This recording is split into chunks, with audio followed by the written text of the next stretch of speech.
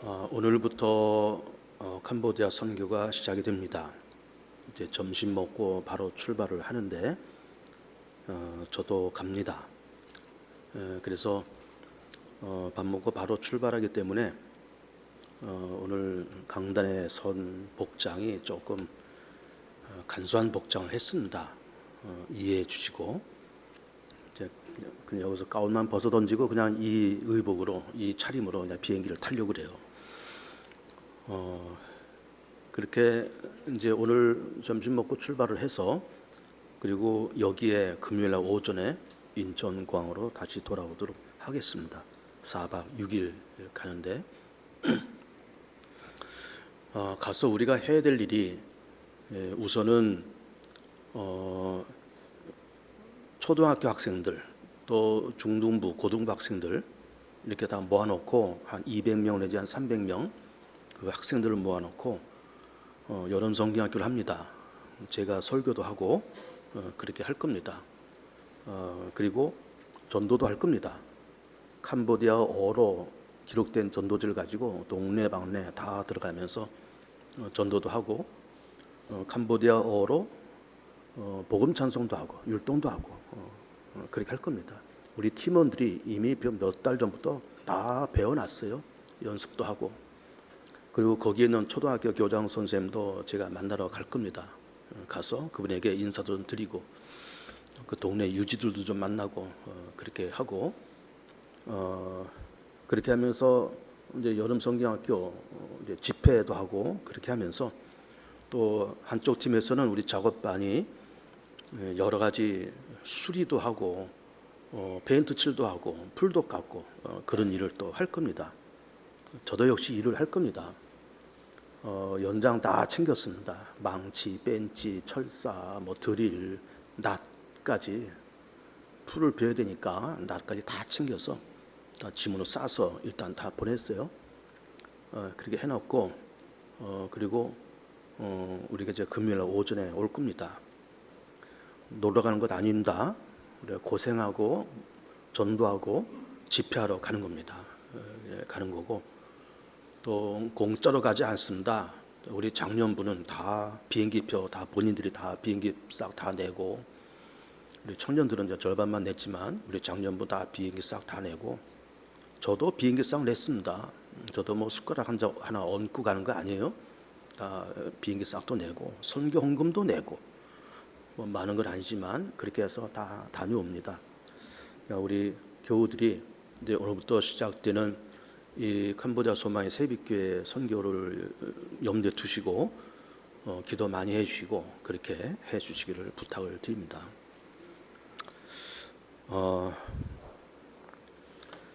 이제 오늘이 이제 8월 두 번째 주일인데 참 그동안 우리나라에 사건 사고가 많았습니다. 그동안 뭐 장마도 있었고 폭염도 있었고 또 태풍도 올라왔었고 그랬잖아요. 그리고 잼버리도 있었고 그 말 많고 탈 많은 잼버리가 뭐 저 새만금에서 하다가 더워서 또 이렇게 서울로 철수하고 뭐 별별이 다 많았는데 어쨌든 무사히 잘 끝났다 그럽니다. 이제 감사하고 참 그렇게 수만 명의 청소년들을 이렇게 관리한다는 것이 쉽지 않은 건데 어쨌든 우리나라가 참 큰 행사를 이번에 치렀습니다. 어쨌든 마무리는 다 잘 됐다 해서 이제 감사드려요. 그러니까 이 또한 지나가리라라는 이제 그런 유명한 말처럼 저 뭐 이런 일도 있고 저런 일도 있고 다 그렇지만은 또 시간 지나가 보면 다 지나가게 되더라고요. 그런 일도 지나가고 이런 일도 지나가고 이 또한 지나가리라. 그러니까 우리 교우들도 뭐 이렇게 저렇게 힘들고 복잡한 일들이 있을 때 저 이 또한 지나가리라 또 이렇게 믿으시면서 기도하시면서 잘 그렇게 극복해 나아가셨으면 좋겠습니다. 오늘은 계속해서 주기도문 강해를 해 나갑니다. 주기도문 강해는 우선 그 주기도문은 전반부는 하나님을 향한 기도고 후반부는 우리 사람을 향한 기도예요. 그 전반부는 하늘에 계신 우리 아버지 이름이 거룩히 여김을 받으시오며 나라가 임하시고 뜻이 이 땅에서 이루어지길 원합니다. 하나님을 위한 기도잖아요. 그리고 이제 그 아래부터는 인간을 위한, 우리를 위한 기도입니다. 첫째는 양식, 두 번째는 죄사함, 세 번째는 악에서 구하옵소서. 이런 문제들이 그렇게 후반부에 사람을 위한, 우리 자신을 위한 그런 기도로서 이렇게 돼 있어요. 이렇게 해서 이제 주기도문 강해를 이제 한 서너 번에 걸쳐서 앞으로 좀 더 하고, 그리고 기왕에 시작한 거니까 10계명 강해도 좀 한번 해야 되겠다 이런 생각도 합니다. 10계명 강해를. 그동안 제가 여기서 목회하면서 10계명 강해를 이제 한 적이 없는 것 같아요. 이렇게 뒤돌아보니까. 그래서 이번에 주기도문도 하니까 10계명 강해도 그 1계명서부터 10계명까지 이것이 오늘날 우리 가운데 어떻게 적용되고 있는 것인가, 이런 걸 좀 상세하게 말씀을 드려보도록 하겠습니다. 오늘은 죄의 문제를 좀 얘기를 하려고 그래요. 사실은 죄라고 하는 이런 개념은 그렇게 즐거운 개념은 아닌 겁니다. 그리고 이 죄라는 말을 하는 것도 참 부담스럽고 듣는 것도 더더욱 부담스러워요. 죄 그러니까 이제 왜 그런가 하면은 우리 현대인들은 참 열심히 안 사는 사람들이 없습니다. 다 열심히 살아요. 직장 갖고 사업하고 공부하고 허둥지둥 여기 다니고 저기 다니고, 또 그러면서 또 하나님께서 우리 대한민국 사회에 복을 줘서 우리 대한민국이 또 먹고 살 만한 나라가 또 됐어요. 그렇잖아요. 우리는 이제 이미 선진국에 들어와 있고요.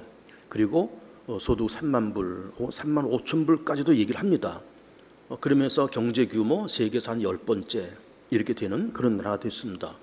그래서 요즘은 우리 대한민국에서 몸 건강하고 마음만 건강하면은, 정신만 똑바로 차리면은 얼마든지 먹고 살 수 있는 그런 나라가 되었어요. 그러다 보니까 모든 집들마다 또 개개인들마다 열심히 살아감과 동시에 다 자부심들이 생겼습니다. 나는 그저 이 정도는 산다. 또 나는 이렇게 선진국에 올라와 있는 대한민국에서 살고 있다. 나는 적어도 1년에 이 정도 버는 연봉 이 정도의 이런 소득을 갖고 있는 사람이다 하면서 나름대로 다 어떤 자부심들이 있습니다. 또 거기다가 요즘은 뭐 자동차도 다 집집마다 한 대, 두 대씩 다 있고, 뭐 핸드폰은 뭐 사람 수만큼, 뭐 사람 수보다 더 많죠. 핸드폰이 더 많고 뭐 흔하고 그런 세상에서 살아서 좀 어떻게 보면 하나님께서 우리 대한민국을 축복하셔서 참 풍요로운 사회가 된 거는 맞아요. 참 풍요로운 세상이 되었습니다. 그렇게 풍요로운 사회는 풍요로운 세상이 되었고, 개개인들은 열심히 살아가고 있고, 그런데 그러다 보니까는 이제 우리가 최근에 무엇이 화두가 되었는가 하면은 웰빙이라고 하는 말이 이제 화두가 되었어요. 근데 웰빙 하는 말이 이것이 언제적부터 시작됐는가 이렇게 뒤돌아보면은 한 20년 전쯤부터 아마 시작된 것 같아요. 웰빙. 근데 이제 20년 전이라 그러면은 2000년대 초반, 1900년 말 내지는 2000년 초반부터 웰빙이라는 말이 시작된 것 같아요. 왜 그런가 하면은 우리나라가 그때쯤부터 점점 이제 선진국 사회로 들어오는 때였기 때문에 그래요. 먹고 살만한 나라가 되었고, 그러다 보니까 이제는 모든 것이 풍요롭고 넉넉한 세상이 되다 보니까 웰빙이 되었고, 그러면 사람들은 다 나는 열심히 살아가는 현대인이라는 어떤 자부심이 있고, 그렇게 됐습니다. 그리고 이제 그러다 보니까 우리나라가 참 민주주의가 굉장히 발달된 나라입니다, 여러분. 우리가 과거에 뭐 4.19도 있었고, 그리고 11.6 사태도 있었고, 뭐 이렇게 참 어려운 때를 지나갔지만은 우리나라가 민주주의가 굉장히 발달된 나라예요. 그래서 민주주의 그러면은 이렇게 뭐 그리스에서 시작해서 그래서 유럽과 미국을 뒤덮고 있는 그런 어떤 사회 이념이지만은 민주주의의 발전 척도를 이렇게 조사해 보면은 그 가장 민주주의가 인구수가 많으면서도 민주주의가 발달된 나라가 우리 대한민국입니다. 물론 이제 유럽에는 작은 나라도 있어요. 뭐 이렇게 스칸디나비아 반도에 있는 그런 작은 나라들, 스웨덴, 노르웨이, 핀란드, 덴마크, 뭐 또 네덜란드, 그런 나라들은 인구가 작은 나라들입니다. 뭐 인구가 기껏해봐야 몇백만, 기껏해봐야 한 1000만 살짝 넘고 그런 나라들이에요. 그런 나라들도 좀 잘 살고 민주주의가 발달됐지만 우리나라는 땅덩어리도 좁으면서 인구가 5천만이 넘잖아요. 그런 나라에서 소득이 3만 불이 넘고 민주주의가 발달됐다는 것은 이거는 세계에서 찾아보기 어려운 그런 케이스입니다. 그래서 우리나라는 잘 사는 나라도 됐지만 민주주의도 굉장히 발달한 나라가 되었습니다. 그러다 보니까 이렇게 어떤 화두가 또 최근에 떠올리는가 하면은 이렇게 공정이라고 하는 것이 또 최근에 화두가 된 겁니다. 자, 공정하자. 우리가 더 공정하게 세상을 살자. 이렇게 편파적으로 이렇게 가진 자는 너무 많이 가지고 없는 자는 거기서 불이익을 당하고 그러지 말고 누구나 다 어쨌든 많은 자나 적은 자나 배운 사람이나 적게 배운 사람이나 공정한 운동장에서 공정한 게임을 하게 하자. 누구에게 어떤 힘과 어떤 권리를 몰아주는 것이 아니고 공정하게, 권리도 공정하게, 기회도 공정하게 그렇게 하면서 나아가자라고 하는 것이 우리나라의 최근의 화두가 된 겁니다. 그러다가 말씀드린 것처럼 한 20년 전부터 웰빙 그것이 화두가 되었고 최근에는 공정이라고 하는 것이 최근의 화두가 되었습니다. 그러니까 우리나라가 점점 잘 사는 나라가 되었고 점점 이렇게 민주주의가 발달되고 이제 그런 나라가 됐어요. 그런 우리 한국의 문화 속에서 죄라고 하는 거를 꺼내기가 참 쉽지가 않습니다. 왜 그런가 하면은 보세요. 자, 소득 3만 5천 불 시대가 됐어요. 그리고 또 공정, 웰빙 이것이 우리의 화두고 다 잘 사는 사람, 잘 사는 그런 사람들이 다 되었는데 거기다가 무슨 이제 19세기 얘기처럼 무슨 죄라고 하는 얘기를 꺼낸다는 것이 잘 어울리지가 않는 것이 맞기는 맞아요. 맞긴 맞습니다. 그러면서 이런 얘기를 꺼내면 누구나 다 이제 어떤 반응을 보이는가 하면은 아니 나는 열심히 살아온 죄밖에 없다 이렇게 얘기를 하는 거예요. 내가 내가 부모 밑에서 어쨌든 나는 공부를 했고 그리고 나는 어쨌든 20대 때 직업을 가졌고 가정도 가졌고 난 열심히 살아와서 나 열심히 일해서 벌어서 이렇게 집 마련하고 아이들 이렇게 내가 길러가고 내가 열심히 살아온 죄밖에 없지 무슨 죄라고 하는 말을 이런 21세기에 그렇게 구태의연한 그런 그 화두를 꺼내느냐라는 부정적인 반응이 있을 수가 있어요. 충분히 있을 수 있습니다. 그런데 이제 왜 우리가 그 죄라고 하는 개념을 심각하게 생각하지 않는가 하면은 죄가 뭔지를 모르기 때문에 그래요. 그러니까 우리 죄 그러면은 사람 쥐고 사기치고 그런 거를 생각을 해요. 물론 그게 죄지만 내가 사람을 죽인 적이 있는가? 내가 무슨 사기를 친 적이 있는가? 나 열심히 살아온 죄밖에 없다. 라고 그렇게 말은 하는데 왜 그러냐? 죄가 뭔지를 모르기 때문에 그렇다. 그런 얘기예요. 죄가 뭔지를 모르기 때문에. 자, 요거는 이제 차근차근 얘기를 할 겁니다. 그런데 그러다 보니까 우리는 죄의식이 별로 없어요. 그리고 죄라는 말을 그런 단어를 떠올리는 것도 싫습니다. 떠올리기도 싫어요.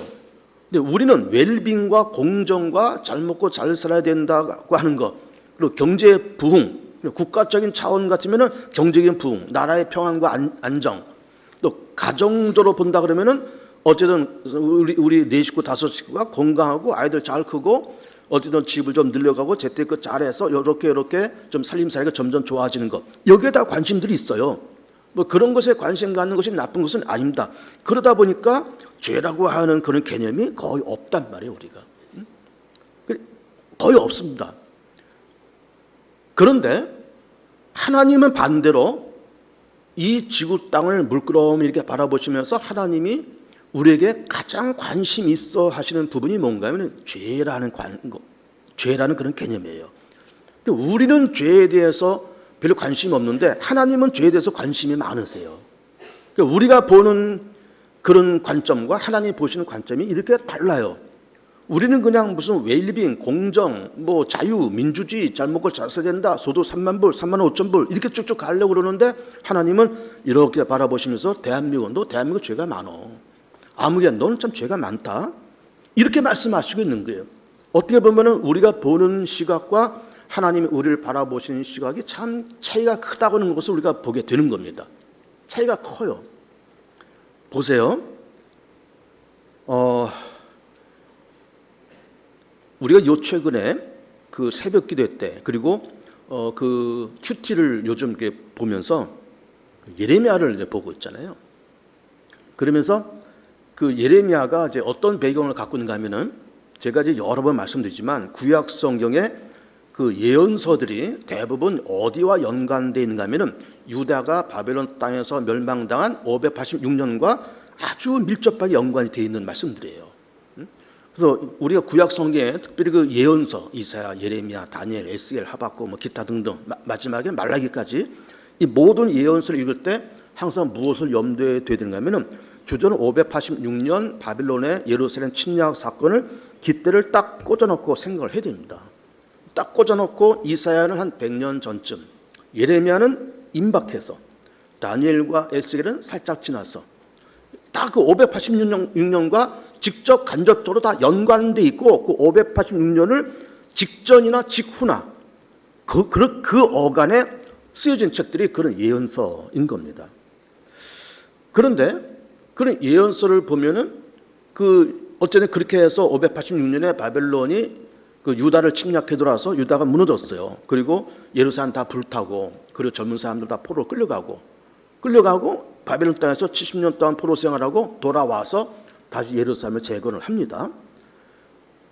남북이 분리됐을 때, 북왕조 남왕조 분리됐을 때 주전 한 900년경에 그때 북왕조가 10지파가 소속되어 있고 남왕조 2지파가 소속되어 있었는데 북왕조도 역시 멸망당했어요. 10개 지파가 그냥 다 없어졌습니다. 다 공중에 다 날아가 버렸습니다.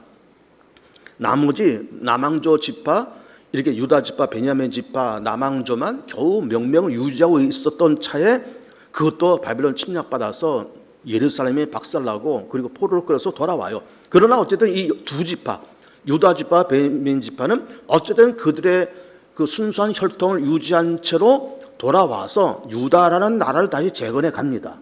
그나마 다행스러운 거죠. 다행스러운 겁니다. 그런데 어쨌든 586년에 바벨론에 침략받아서 예루살렘에 함락됐어요.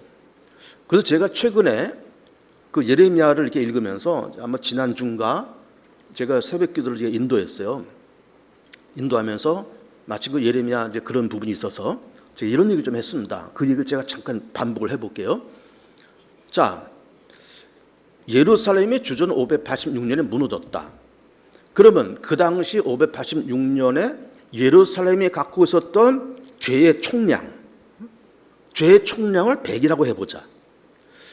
그리고 2023년을 살아가는 오늘날 내가 갖고 있는 죄의 총량이 과연 얼마일까? 거의 얼마일까? 그리고 우리 대한민국이 갖고 있는 죄의 총량은 얼마일까? 이걸 한번 생각해 보자. 이런 말씀을 했어요. 그런데 그 당시 예루살렘이 무너졌을 때 죄의 총량을 100이라고 봤을 때 우리 대한민국이 갖고 있는 죄의 총량은 얼마일까요? 100보다 높을까요? 낮을까요? 높으면 높았지 많으면 많았지 절대로 적지 않습니다. 그때 죄의 총량은 100, 지금 우리 대한민국이 갖고 있는 죄의 총량은 뭐 1000, 만, 그 이상 어마어마한 죄의 총량을 갖고 있어요. 우리 개인은 어떨까요?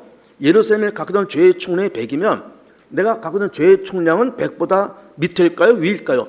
훨씬 위죠. 개인적으로 놓고 봐도 훨씬 위입니다. 그러니까 한 도시와 한 나라가 갖고 있었던 죄의 총량보다도 나 하나의 개인이 갖고 있는 죄의 총량이 100보다 높으면 높았지 많으면 많았지 적지 않다 그 말이에요. 그러면 죄의 총량이 100만 있어도 하나님이 586년에 바벨론을 통해서 예루살렘을 치셨다는 거잖아요. 이 죄의 총량이 100이에요. 100. 그러면 나 개인이 갖고 있는 죄의 총량은 100보다 더 크다 그랬습니다. 대한민국이 갖고 있는 죄의 총량은 100 이상, 만, 100만, 1000만, 그 이상의 죄의 총량이 있어요. 그러면 100밖에 안 되는 예루살렘을 하나님이 치셨다 그러면은 그 이상 되는 우리 개인이나 그 이상 되는 우리 대한민국은 이미 하나님이 치셨어도 12번을 치셨어야 되는데 왜 하나님이 안 치시고 우리는 왜 안 망했냐 이거예요. 왜 안 망했냐 이거예요. 여러분 이게 중요한 얘기입니다. 사실은 그때 새벽에도 제가 잠깐 얘기를 했지만 왜 안 망하느냐, 하나님이 아니 계시느냐, 하나님이 그것을 모르시느냐, 모르시는 것이 아니랐습니다. 하나님이 마지막 때가 다가올수록 하나님의 의지와 하나님의 생각을 쉽게 내뱉지를 않으실 뿐이다 이런 얘기를 했습니다. 그걸 쉽게 내뱉지 않으실 뿐이다. 그러니까 이 말이 뭔가 하면은 과거 586년 그쯤에는 이스라엘 사회가 타락하고 유다 사회가 타락했을 때 하나님께서 바벨론을 들어서 아수를 통해서 다 쳐버렸습니다. 지금은 그 이후로 한 2500년이 지났습니다. 지나면서 지금 그 하나님이 역시 그 하나님인 게 맞아요. 우리의 죄의 총량이 그 이스라엘 사회, 유다 사회의 죄의 총량보다 더 크면 컸지 적지 않습니다. 그럼에도 불구하고 하나님의 마지막 때가 가까이 올수록 하나님은 더 참고 인내하시고 당신의 진노의 칼을 그 칼집에서 쉽게 빼지 않으실 뿐이다 이거예요. 제 말이 이해가 됩니까? 하나님의 진노의 칼을 그 칼집에서 쉽게 빼질 않는다 이 말이에요. 그전에는 쉽게 뺐어요. 580년 막 휘둘러서 막 예루살렘 무너뜨리고, 북왕조 721년 아수리에서 칼을 휘둘리게 하셔서 북왕조 완전히 무너뜨리고, 그리고 주 70년에 타락한 유다성은 다 로마를 통해서 딱 하나님께서 칼을 휘둘러서 예루살렘 박살나버리고. 그렇지만 시간이 지나가면서 마지막 때가 될수록 하나님은 그 칼을 빼서 휘두를 수 있지만 쉽게 그 칼을 빼지 않는다 이 말이에요. 하나님의 인내와 기다림의 시간이 더 진득해졌다 이 말이에요. 하나님의 인내와 기다림이. 그런데 그러면 인내와 기다림이 있으시지만은 끝까지 인내하실까? 끝까지 하나님께 기다리실까? 그렇지는 않습니다. 그 인내와 기다림을 끝낼 때가 있고, 칼집을 갖고 있다가 이거 쉽게 빼진 않지만 결정적일 때는 빼시는 거예요. 빼서 그냥 휘둘러 버리시는 거예요. 그 인내와 그 기다림이 끝까지 가지 않는다 이 말이에요. 언젠가 그날이 있단 말이에요. 그날 한 방이 있단 말이에요. 한 방이. 그러니까 예를 들면 그 용수철을 한번 생각해 보세요. 용수철을 이렇게 꽉 누르면 용수철이 눌려진 상태로 그냥 있을 겁니다. 이렇게 있어요. 이게 1년도 가고 10년도 가고 100년도 가고 1000년도 가고 2000년도 갔어요. 지금까지 오고 있어요. 이걸 하나님이 2000수백 년 동안 누르고 계세요. 그런데 이거를 그럼 무한정 누르고만 계실까? 그렇지 않다니까요. 하나님이 그 소리를 떼일 때가 있다니까요. 떼면 어떤 일이 벌어져요? 눌렸던 용수철이 팍 하고 뛰쳐나오는 거예요. 100년만 해도 1000년만 해도 2000년만 해도 팍 하고 뛰쳐나오는 거예요. 이 용수철이. 그러니까 그전에는 하나님께서 칼을 쉽게 빼서 휘둘리시고 용수철을 눌렀다 뛰는 이 손이 굉장히 빠르셨어요. 뭐 1년만 해도 뛰고 2년만 해도 뛰고 뭐 몇 달만 해도 뛰고. 근데 요즘에는 2000년 동안 눌러놓으신 거예요. 2000년 동안 콱 눌러놓으십니다. 하나님의 인내와 자비와 오래 참음의 누르심이 그렇게 지속되어 오다가 그럼 이게 끝까지 갈까? 끝까지 가지 않는다니까요. 이거를 뛸 때가 있다니까요. 뛰면은 이 용수철이 팍 하고 뛰쳐나오면서 난리가 일어나면 난리가 일어납니다. 그러니까 왜 이런 말을 하느냐? 지금 하나님이 용수철을 꽉 눌러놓은 상태예요. 개인적으로도. 여러분 개인적으로도 하나님께서 용수철을 꽉 눌러놓고 계시고, 대한민국 사회를 통해서 하나님께서 꽉 눌러놓고 계시고, 뭐 우리만 그렇게 했습니까? 뭐 일본, 중국, 러시아 다 마찬가지. 다 용수철을 꽉 눌러놓고 계세요. 오랫동안 눌러놓고 계시죠. 진득하게 눌러놓고 계시죠. 그런데 이 손을 하나님께서 딱 띄면 그냥 이 용수철이 뛰쳐나오는 거예요. 그러나 그 눌러놓으심이 무한정 지속되는 것은 아니더라 그 말이에요. 그전에는 쉽게 뛰셨습니다. 뭐 몇 달 만에도 뛰시고 1년 만에 뛰시고. 근데 지금은 수백 년, 1000년, 2000년을 눌러놓고 계세요. 그러나 이것이 지속되지 않는다 그 말이에요. 그 지금은 뭐냐? 지금은 눌러 있는 상태예요. 나를 향한 하나님의 진노가, 세상을 향한 하나님의 진노가, 민족을 향한 하나님의 진노가 눌려 있을 뿐이에요. 없어진 건 아닙니다. 눌러놓고 있는데 언젠가는 터진대요, 여러분. 그러면 이게 언젠가는 터진다라고 하는 이거를 알고 준비하는 것이 뭘까요? 이게 지혜고 이것이 믿음이에요. 아무것도 없네? 뭐 이래도 하나님은 이래도 저래도 내가 뭐 별짓을 다 하고 세상을 살아가는데 하나님은 아무 말씀도 없으시네? 별일도 없으시네? 왜 별일이 없으세요? 그냥 눌러놓고 계실 뿐이에요. 그것이 오래가지 않습니다. 그러니까 이게 오래가지 않는다. 언젠간 하나님께서 이 용서를 손을 띌 때가 있다. 하나님이 칼을 칼집에 넣어놓고 계시는데 이걸 오랜 동안 2000년 동안 이렇게 가고 계시는데 언젠가 하나님께서 칼을 뺄 수 있다라고 하는 것을 알고 준비하는 사람이, 이게 믿음의 사람이, 이것이 지혜인 거예요. 이게 믿음인 겁니다. 뭐 믿습니다 하면서 뭐 침을 튀겨가면서 혼자 믿음이 좋은 척 하지만은 그거 모르면 그 믿음이 아닌 겁니다. 하나님께서 손을 띈다고 하는 것을 모르면, 이를 의식하지 못하면 그 믿음 아니에요. 그 지혜도 아닌 겁니다. 지혜도 아닌 겁니다. 그러니까는 우리는 죄의 총량이 유다 사회보다, 이스라엘 사회보다 절대로 적지 않습니다. 우리 대한민국이 그렇게 바벨론 땅에서 무너진 유다 사회보다 죄의 총량이 절대로 적지 않아요. 많으면 많았지. 그런데 유다 사회는 586년에 멸망당하고 대한민국은 멀쩡해. 우리는 멀쩡해. 나는 멀쩡해. 멀쩡하도 하나님께서 그냥 돌아가신 것이 아니고, 하나님께서 살아신 것이 아니고 그냥 눌러놓고 1000년, 2000년 그냥 계실 뿐이에요. 계실 뿐입니다. 언젠가 이거를 거두면 야단법석 납니다. 야단법석. 근데 그때가 있다고 하는 것을 알고 눈치채고 준비하는 것, 이것이 믿음이고 지혜로움이다 라고 하는 겁니다. 내가 사실은 오늘 뭐 죄에 대해서 쭉 설교를 하려고 그러는데 1부 때도 한 절반밖에 못했어요. 아마 2부 때도 절반밖에 못할 것 같아요. 절반도 더 못할 것 같습니다. 2부는 하는 데까지만 조금 더 해봅시다. 그러면 죄라는 것이 뭘까? 죄라는 것이 이런 겁니다. 죄는 하나님이 원하시는 분량에 도달하지 못하는 것이 죄입니다. 이 죄예요. 두 번째는 내가 세상에서 마땅히 해야 할 바를 다 하지 못한 것이 죄예요. 이 죄입니다. 이게 어떤 건지 제가 한번 설명을 해드릴게요. 하나님께서 우리 가운데 원하시는 분량이 있습니다. 자, 사람이 0점짜리 인간서부터 시작해서 100점짜리 인간이 있다고 쳐보세요. 0점짜리 인간은 이건 인간도 아니고 쓰레기고, 100점짜리 인간은 그야말로 온전한 인간이고, 이것이 0점부터 100점짜리 있다고 그럴 때 하나님은 몇 점짜리 인간을 원하실까요?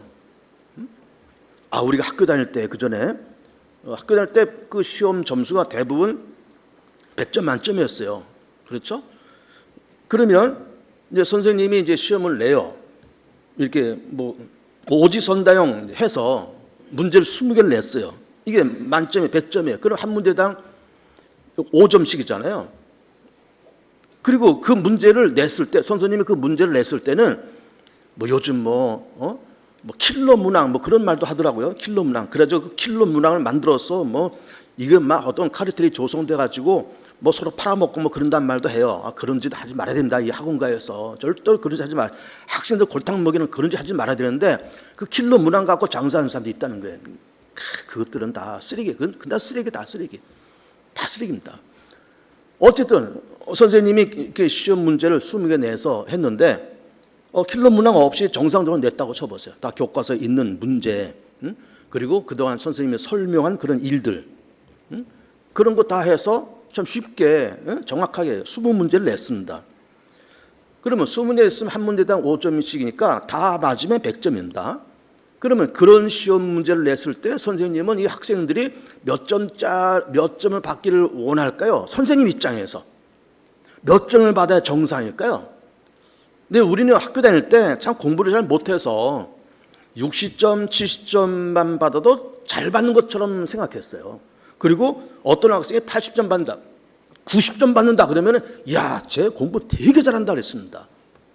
그런데 선생님이 원하는 그 점수는 몇 점이 정상일까요? 아니, 잘하고 못하고를 떠나서 뭐가 정상일까요? 몇 점이 정상일까요? 100점이 정상입니다, 여러분. 하나님께서 우리까지 원하시는 삶의 분량이 0점짜리 인간서부터 100점짜리 인간이 있다고 그럴 때 하나님은 몇 점짜리 인간을 원하실까요? 우리는 90점쯤 되면 잘 산다. 그 사람 참 신실해. 그게 아니라니까요. 하나님은 100점짜리 인간을 원하세요. 내가 온전하니 너도 온전하라 그랬잖아요. 하나님은 100점짜리 인간을 원하지 95점? 굉장히 좋은 점수 같지만 하나님께서 원하신 바가 아니에요.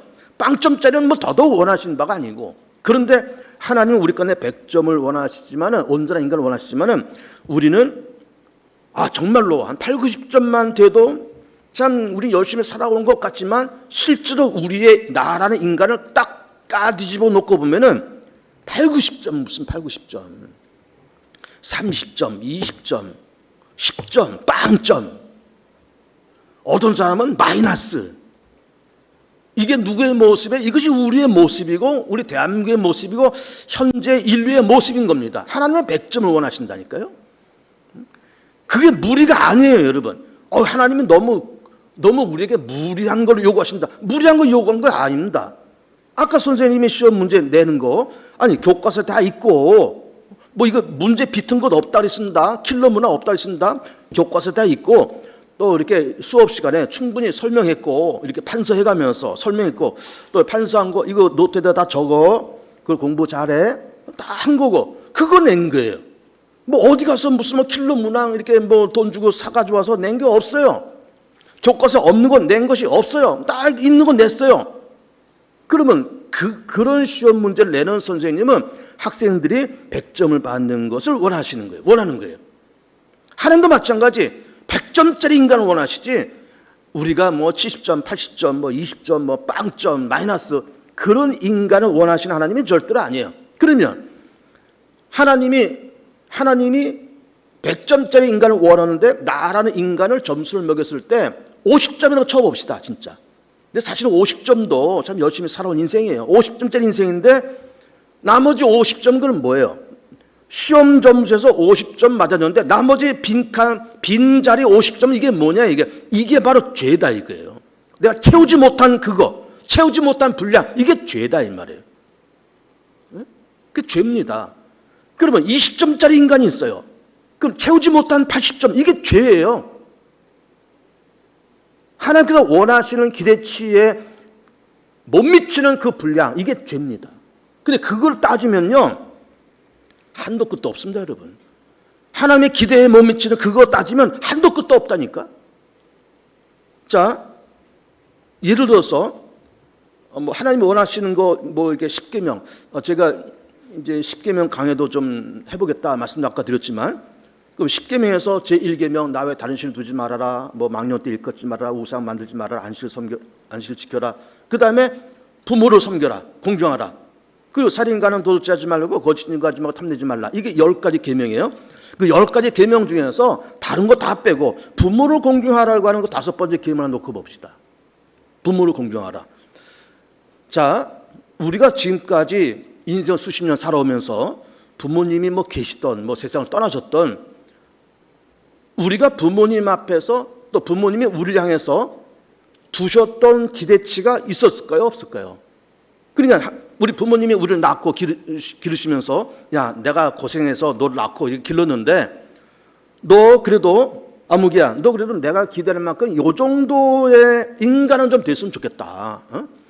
적어도 네가 요 정도쯤에 너 장가도 좀 가고 가정도 좀 갖고 너 직업도 좀 갖고 네 밥벌이도 좀 하고, 그리고 좀 요 정도 어쨌든 사람 구실도 좀 하고, 요 정도 내 더 이상 다르지 않는다, 요 정도만큼만 됐으면 좋겠다라는 분명히 기대치가 있습니다. 근데 그 기대치가 높지는 않습니다, 여러분. 절대로. 우리 부모님이 우리한테 무슨 굉장한 것을 기대하지는 않아요. 나가서 밥벌이하고 사람 구실하고 그렇잖아요. 그리고 원하는 거잖아요. 기대치가 높지 않습니다. 그런데 우리가 좀 양심적으로 한번 생각해 보자고요. 우리가 가슴에 손 얹고 그 부모님 나한테 그런 기대치를 갖고 있었는데 나는 그 기대치에, 우리 부모님이 주었던 기대치에 나는 얼마 정도 될까? 한번 생각해 보시라고요. 그 기대가 100이면 20, 30, 50밖에 안 될 거예요. 대부분 그래요. 그럼 내가 50밖에 안 됐어요. 그럼 나머지 50은 뭐예요? 이게 죄인데, 하나님 앞에서는 죄지만 부모 앞에서 이게 뭐가 될까요? 한이 되는 거예요. 한이. 나는 너 좀 사랑 구실 좀 하고 밥벌이 좀 하고 너 그랬으면 좋겠는데 내가 너한테 크게 기대한 거 아니고 내가 100, 100 요렇게 원하는데 너는 20밖에 안 됐어. 그럼 나머지 80은 뭐냐, 이게 부모에게는 한이 되는 거예요. 그러니까 우리가 부모 앞에 효도는 고사하고 뭐 연말에 무슨 뭐 효도 관광 해드리고 뭐 옷을 해 입혀드리고 그런 건 못할 망정 우리가 부모들한테 한을 돌려드린 그 이 분량이 얼마나 될까라고 하는 걸 생각해 보세요. 내가 부모 앞에 얼마나 많은 한을 돌려드렸을까. 그러니까 우리는 하나님 앞에서도 많은 것이 부족하고 부모 앞에서도 많은 것이 부족해요. 하나님 앞에 부족한 것이 죄고 부모 앞에 부족한 건 그것이 한이에요. 그리고 우리가 또 사람 굿을 못한 것이 또 얼마나 많아요? 여러분 사람이 세상을 살면서 밥 세 끼 먹고 덜렁덜렁 다닌다고 다 사람이 아닙니다, 여러분. 사람 굿을 해야 사람인 거예요. 그렇잖아요? 사람이 자기 역할도 좀 하고 사람이 이렇게 살면서 미안한 일도 있고 고마운 일도 있고 다 그런데 고마운 일이 있으면 고맙다 그러고 미안한 일이 있으면 미안하다 그럴 줄 알고 이게 인간이지 이게 사람의 굿이라는 거지. 이 미안한 짓을 해도 미안한 줄 모르고 고마움을 받았음에도 고마운 줄 모르고 뻣뻣하게 이러고 돌아다니면 그 인간 아닌 겁니다, 여러분. 밥 먹고 다닌다고 다 인간이 아닌 거예요. 우리가 세상 살면서 미안한 짓을 얼마나 많이 하는지 몰라요. 고마운 일을 많이 받았음에도 불구하고 우리는 고마움을 모르면서 살아요. 미안한 것도 모르면서 살아요. 그러니까 우리는 뭐 믿음의 사람이다, 신자다 하기 전에 정말 내가 인간일까? 신자일까라는 거는 나중에 생각하자니까요. 교인일까라는 것도 나중에 생각하자니까요. 난 정말 인간일까? 우리가 이게 고마운 것도 미안한 것도 모르면서 세상을 그렇게 덜렁덜렁 산다 그러면은 우리는 신자는 고사하고 교인은 고사하고 우리는 인간도 아니에요. 사람이라고 말하기도 참 어려워요. 그리고 그게 뭐냐? 이게 다 죄인 겁니다. 다 모자라요. 다 모자라. 시간이 많이 가서 오늘 여기까지 하겠습니다. 절반 정도 한 것 같아요. 이렇게 하고 캄보디아 갔다 와서 또 후반부를 합시다. 그래서 요지는 뭡니까? 하나님께서 원하시는 기대치, 부모가 원하는 기대치에 우리가 많이 모자란다. 모자란 것이 죄다. 동시에 오늘 사람 끝이도 제대로 못하고 있다. 이런 걸 알면서 우리가 많은 것을 반성하고 회개해서 하나님의 사람으로 믿음의 사람으로 정말 인간답게 살아갈 수 있는 믿음의 교우들 다 되시길 축복합니다.